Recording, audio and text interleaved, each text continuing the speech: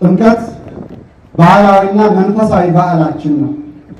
የኢትዮጵያ ኦርቶዶክስ ሃይማኖት ከምታከብራቸው አውራ ሃይማኖታዊ በዓላት አንዱ የአደባባይ ላይ ትዕይንት ማቅረቢያ በውሃ በመጠመቅ የሚከበረው የጥምቀት በዓል ነው። የባህር ዳር ጥምቀት በዓል አከባበር ከሌላው ለየት የሚያደርገው ታሪካዊና ሃይማኖታዊ ገዳማት በሚገኙበት የጣና ሐይቅ ዳርቻ የኖህ መርከብ እንዳረፈበት በሚታመንበት በአራራት ተራራ አቅራቢያ የሚከበር መሆኑ ብቻ ሳይሆን ገነትን ከሚያጠጧት ወንዞች አንዱ የሆነው የጊዮን ወይም የአባይ ወንዝ ላይ መሆኑ ነው። ጥምቀት የማህበራዊ መስተጋብራችን መገለጫም ጭምር ነው። ጥምቀት ወጣቶች የሚተጫጩበት፣ ዘመድ የሚጠያየቅበት በዓል ነው። ከገጠር እስከ ከተማ፣ ከዳር እስከ መሃል፣ ከውጭ እስከ ሀገር ውስጥ የጥምቀት በዓል የእኛነታችን የማንነታችን መገለጫ በመሆኑ እንዲህ አምረንና ደምቀን በድምቀት እንታያለን። ጥምቀት በሌላ መልኩ ህብረ ብሔራዊ በዓልም ነው።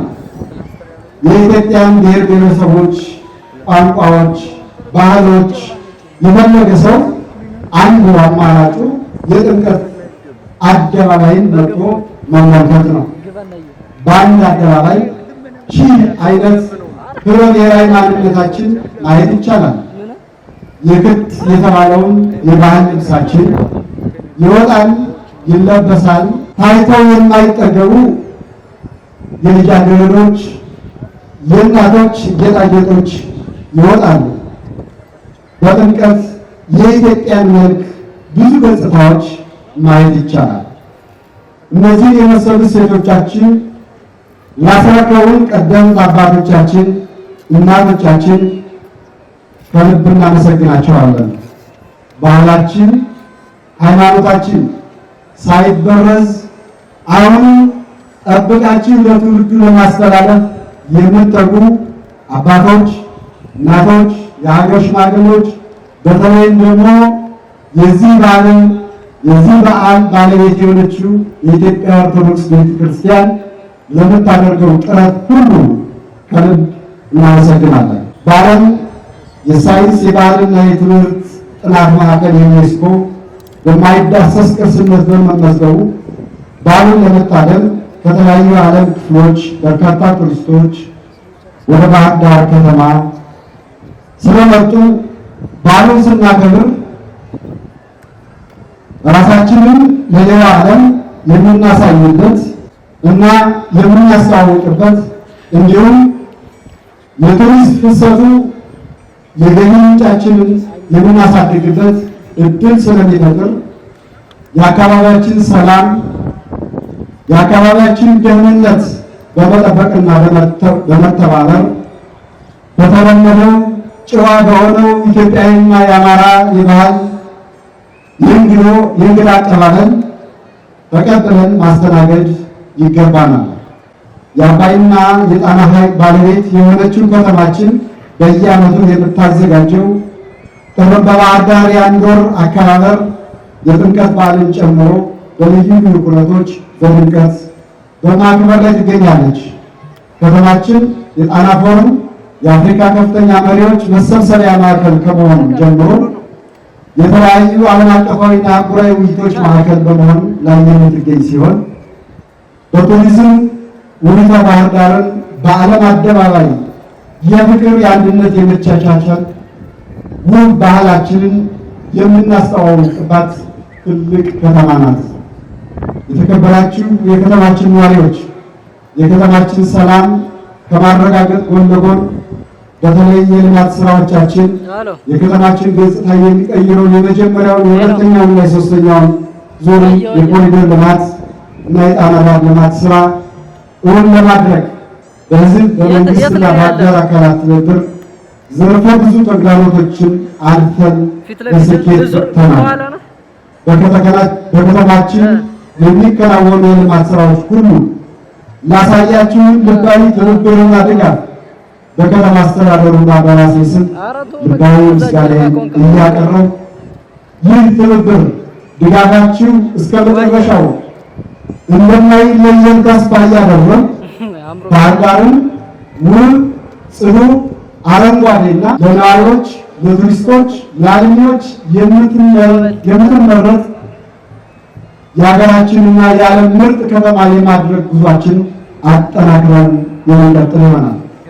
በመጨረሻም የዘንድሮውን የጥምቀት በዓል ስናከብር እርስ በርስ በመደጋገፍ በመተሳሰብ ሰላምና አንድነታችን የበለጠ በማጠናከር እንዲሁም ዝቅተኛ ገቢ ያላቸውን ወገኖቻችን ድጋፍ የሚሹትን ሁሉ በማገዝ አስፈላጊውን ድጋፍ በማድረግ ሃይማኖታዊ ስርዓቶችን በመጠበቅ በወንድማማችነትና በእህትማማችነት ስሜት ሊሆን ይገባል።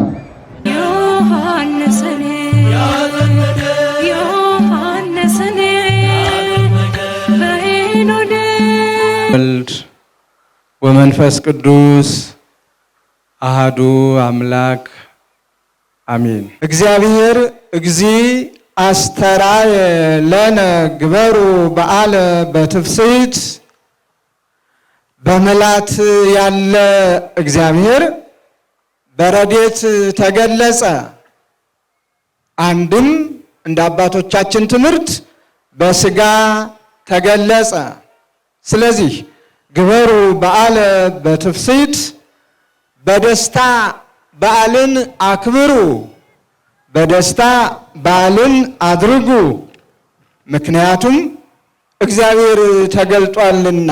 ቅዱስ ዳዊት በመንፈሰ ትንቢት ተቃኝቶ የራቀውን ዘመን አቅርቦ እሱ በጥምቀቱ በልደቱ ሳይኖር እንዳለና እንደተገኘ አድርጎ በኋላ ዘመን ከሱ ተወልዶ ማለት ከልጅ ልጁ ተወልዶ እንደሚያድነው የገባውን ቃል ኪዳን ተፈጻሚነቱን አምኖና አረጋግጦ በዓልን በደስታ አክብሩ፣ በዓልን በደስታ አድርጉ፣ እግዚአብሔር ጌታችን ተገልጧልና ነው። አንሶሰው ከመሰብ ዋስተራየ ከመሰብ አንሶሰው ገሃደ ዋስተራየ ከመሰብ እንደ ሰውም ታየ፣ እንደ ሰውም ተመላለሰ፣ በየጥቂቱም አደገ፣ በ30 ዘመን በዮርዳኖስም ተጠመቀ እያሉ ሊቃውንቱ በቅዳሴያቸው ያመሰጠሩልንና የነገሩንን ሲዘምሩልን ነበረ። ስለዚህም ነው ቅድስት ቤተ ክርስቲያን የቅዱስ ዳዊትን መዝሙር በመዘመር በዓልን በደስታ አድርጉ ብላ የምታውጀው። ይህ በዓል ለእኛ ከደስታም በላይ ደስታ ነው፣ ከሐሴትም በላይ ሐሴት ነው። ከሁሉም በላይ የሆነ በዓላችን ነው። ያጣነው ልጅነት የተመለሰበት፣ ከእግዚአብሔር የተለየንበት ዘመን አክትሞ የእግዚአብሔር ልጆቹ የተባልንበት። አዳም የዲያብሎስ ባሪያ ነው፣ ሔዋንም የዲያብሎስ አገልጋይ ባሪያ ናት ተብሎ በሁለት የድንጋይ ሰሌዳ ተጽፎ አንዱ በዮርዳኖስ ሌላው በሲኦል ተጥሎና ተቀምጦ የነበረውን አምላካችን በግልጥ ከቅድስተ ቅዱሳን ከድንግል ማርያም ተወልዶ በግልጥም ለወዳጆቹ ለዘመዶቹ እየታዘዘ አድጎ በግልጥም ተመላልሶ የዕዳ ደብዳቤያችንን በዮርዳኖስ ወንዝ የነበረውን እንደ ሰውነቱ ረግጦ እንደ አምላክነቱ አቅልጦ የዕዳ ደብዳቤያችንን ሰርዞ ልጆቹ እንሆን ዘንድ ከሱ ተወልደን የፈቀደበት የወደደበት የሰጠን ልዩ ዕለት ስለሆነ ይህንን በዓል ስናከብረው በደስታ ነውና ደስ ይበላችሁ፣ ደስ ብሏችሁም እግዚአብሔርን አመስግኑት። እንደ ቅዱስ ዳዊት አንተ አምላኬ ነህ፣ አመሰግንሃለሁ፣ አምላኬ አንተ እገኒ ለከ ለአንተ ለአምላኬ ለመድኃኒቴ ለፈጣሪ ካለመኖር ወደ መኖር ላስገኘኝ ለፈጠርከኝ ለአንተ ምስጋናዬን አቀርብልሃለሁ። አምላኬ አንተ ዋሌ እለከ አንተን አምላኬን ከፍ ከፍ አደርግሃለሁ። ፈጣሪ ነህና የልዑላንም ልዑል ነህና የገዢዎችም ገዢ ነህና የፍጥረታቱ ሁሉ ፈጣሪ ነህና የአማልክት ሁሉ አማልክት ተብለው ለሚጠሩት ሁሉ አምላካቸው አንተ ነህና የሚታየውንም የማይታየውንም ለፈጠርከው ላንተ እገዛልሃለሁ፣ አመሰግንሃለሁ፣ ከፍ ከፍም አደርግሃለሁ እያል ቅዱስ ዳዊት እንዳስተማረን እግዚአብሔርን እናመሰግነዋለን።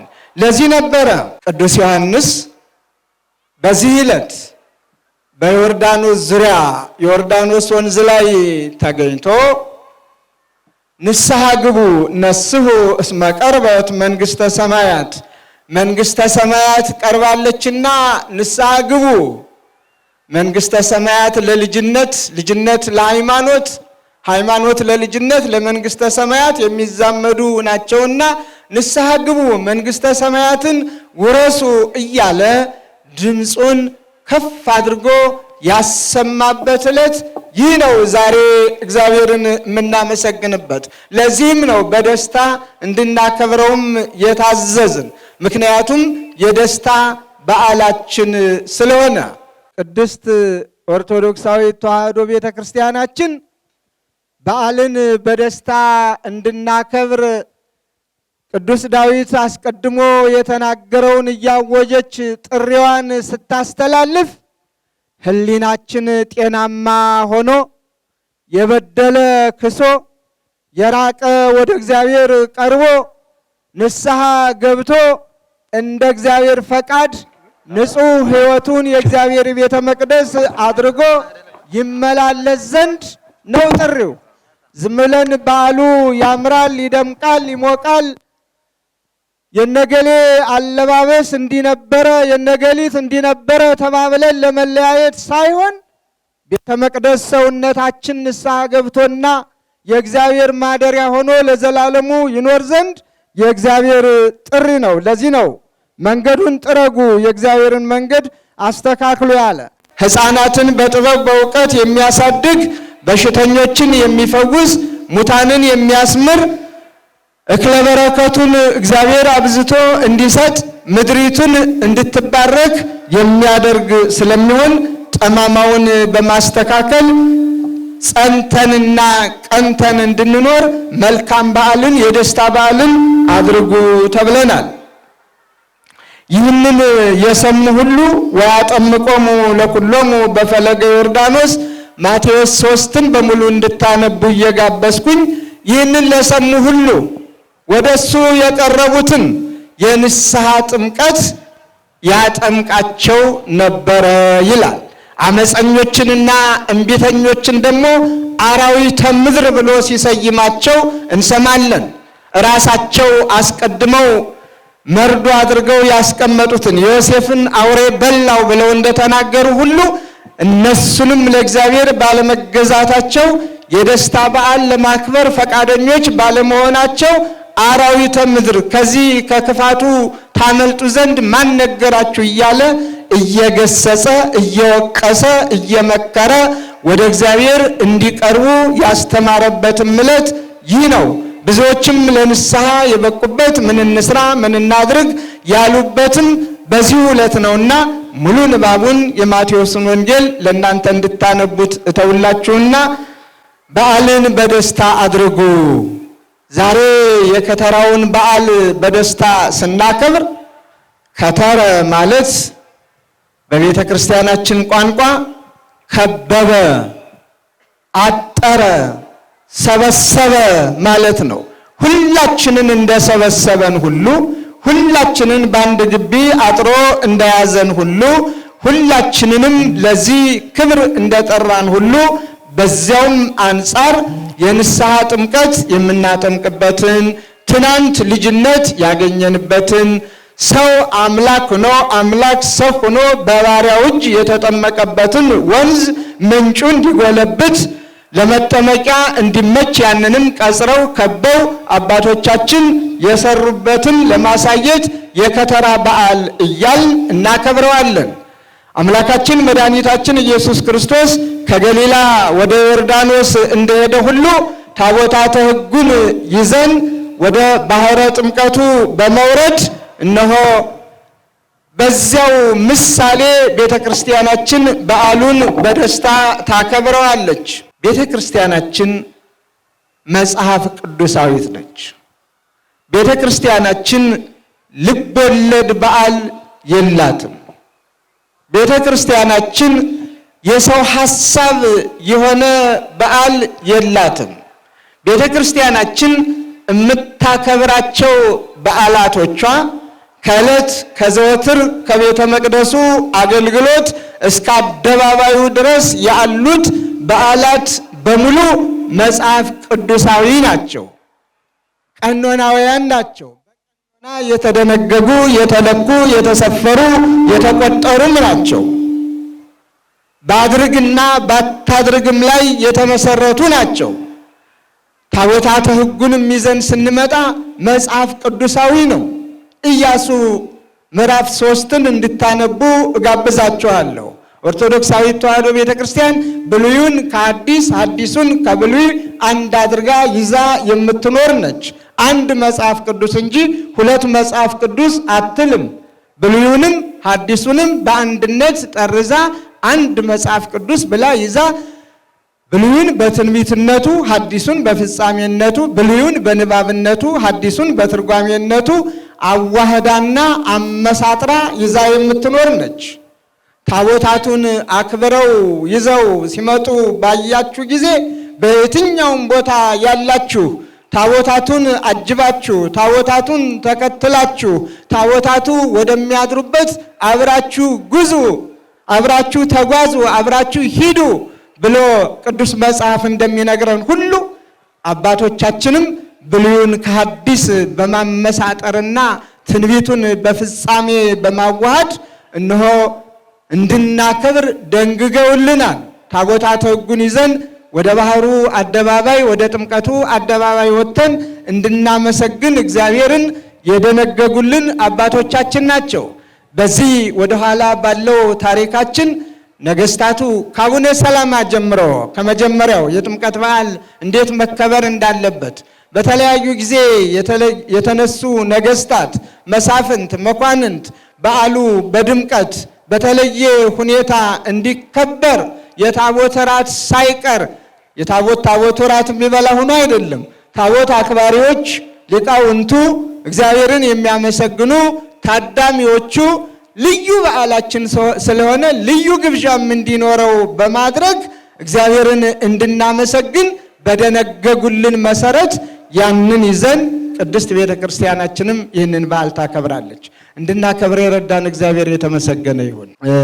ይህ ዘመን አስተርእዮ ነው፣ የመገለጥ ዘመን፣ ያልታየው የታየበት፣ የማይዳሰሰው የተዳሰሰበት፣ የማይጨበጠው የተጨበጠበት፣ ብዙ ታምራት የተደረገበት ስለሆነ ይህንን በዓል በደስታ አክብሩ ነው የተባልነው።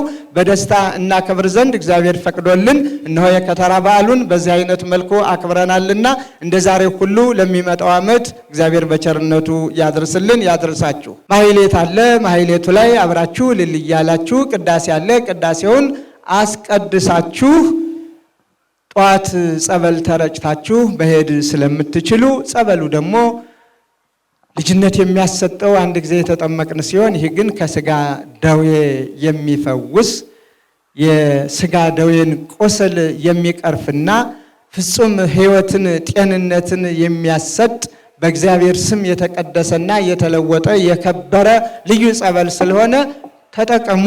እግዚአብሔር ከሁላችን ጋር ይሁን።